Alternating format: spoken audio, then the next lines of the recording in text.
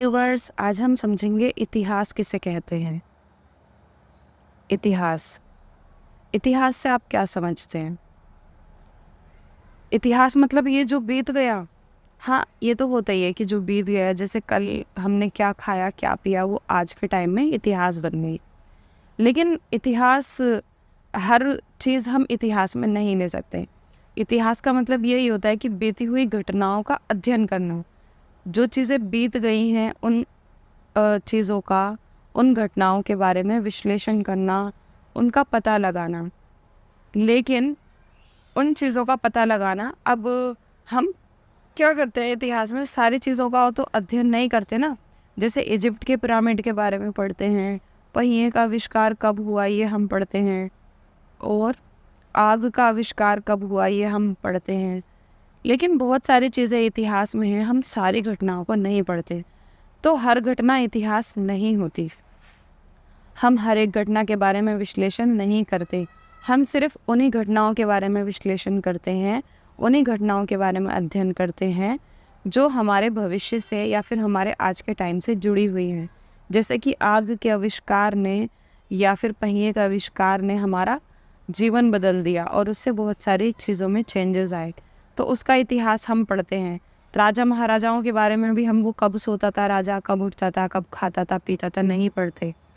वो कौन सी पॉलिसी उसने अपनाई, उस राजा की वजह से हमारे जीवन पे क्या असर पड़ा, आज के टाइम में हम ऐसे क्यों हैं, ये सभी घटनाएं हम इतिहास की पढ़ते हैं।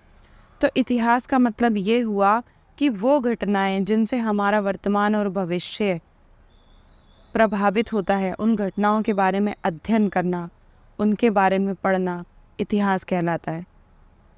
जो किसी समाज, किसी दुनिया के लिए इम्पोर्टेंट हो सकती हैं। ठीक है, जैसे कि महात्मा गांधी ने भारत छोड़ो आंदोलन कब किया, क्योंकि भारत छोड़ो आंदोलन हम सभी के लिए बहुत इम्पोर्टेंट है, तो ये इतिहास बन गया।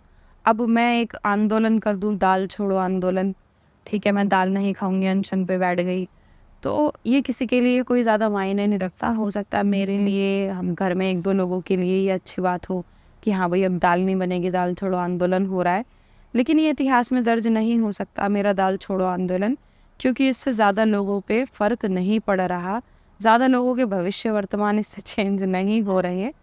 तो ऐसी घटनाएं जिनसे हमारा भविष्य या वर्तमान चेंज होता है, ऐसी घटनाओं के अध्ययन करने को हम इतिहास कहते हैं। अब मान लीजिए कोई अपनी नौकरी छोड़ता है या घर बदलता है, तो ये जो घटना है वो बहुत इम्पोर्टेंट हो सकती है उस व्यक्ति के लिए जिसे घर बदलना है या नौकरी छोड़नी है।